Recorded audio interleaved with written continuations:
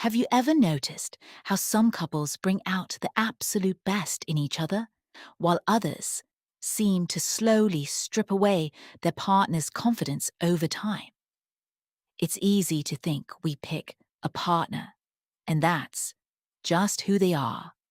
But modern relationship psychology reveals a fascinating truth. We actively sculpt the people we love.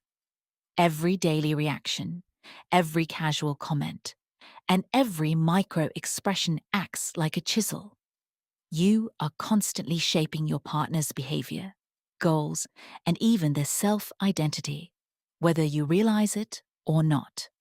Today, we're unpacking one of the most powerful psychological dynamics in long-term relationships, the Michelangelo Effect. We'll look at how high-functioning couples unconsciously craft each other into their ideal selves, the brain science behind why this works, and three practical ways you can start using this sculpting power to transform your relationship starting today. Welcome back. Let's dive into the psychology.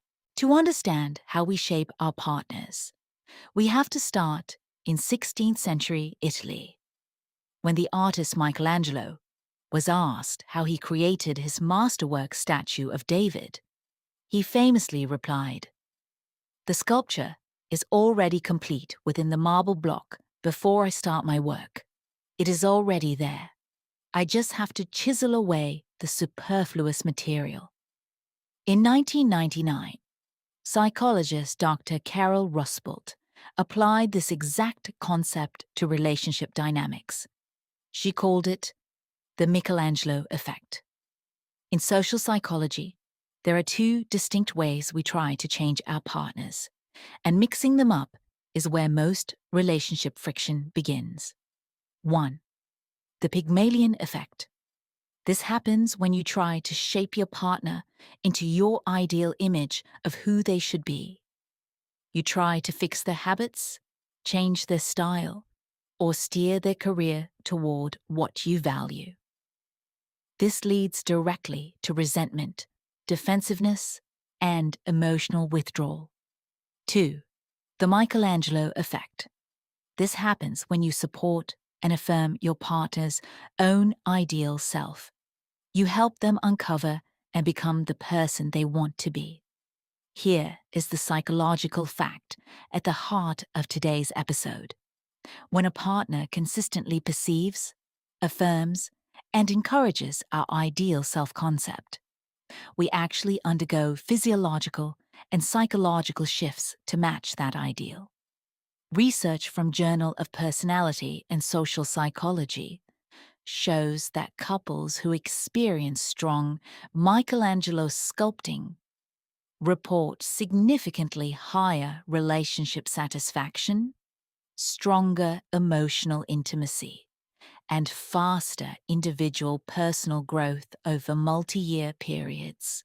How does this work on a cognitive level? Why does another person's belief in us change our actual behavior? It comes down to three main mechanisms. 1. Perceptual affirmation.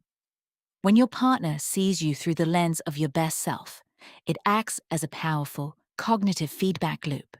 If you see yourself as anxious or disorganized, but your partner consistently recognizes your competence and calm moments, your brain begins to update its own self-schema.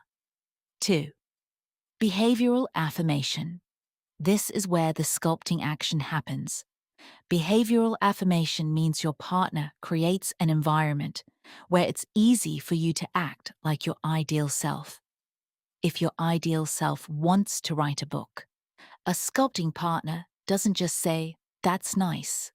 They protect your quiet hours on Saturday mornings or ask insightful questions about your outline. 3. The self-fulfilling prophecy. Our brains are wired for social mirror neurons. When someone we love holds a clear, elevated image of us, we naturally align our daily choices to match that social expectation. It reduces the friction of personal change because we feel emotionally safe to take risks and fail. So, how do you apply this in your own life without slipping into the dangerous trap of trying to control or fix your partner? Here are 3 rules grounded in clinical practice. Rule 1: learn the ideal self, not the actual self. Ask your partner directly about who they want to become, not just what they want to do. What traits do they admire? What values do they wish they expressed more clearly?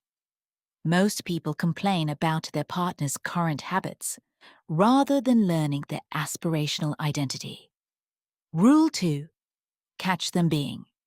Their ideal self psychologist.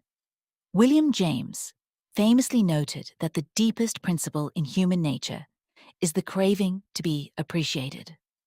When you see your partner display even a tiny fraction of their ideal self, whether it's showing patience, taking a creative risk, or setting a healthy boundary, acknowledge it out loud immediately. Specificity is key here. Rule 3: avoid disaffirmation. Disaffirmation isn't just criticism, it's subtle mockery or indifference toward their aspirations. When a partner shares a dream and receives sarcasm, heavy sighs, or dismissal, the marble hardens. Disaffirmation triggers the threat response in the brain, driving partners into self-protective routines rather than growth routines. Before we wrap up today, I want to leave you with one self-reflection question to think about this week. Am I chiseling toward my vision of who my partner should be? Or am I helping them unlock their vision of who they want to be? Relationships aren't static containers where 2 finished people sit side by side. They are dynamic environments where 2 people continually create each other. When you step into the role of a supportive sculptor, you don't just build a stronger bond. You build a partner who feels truly seen, capable, and free.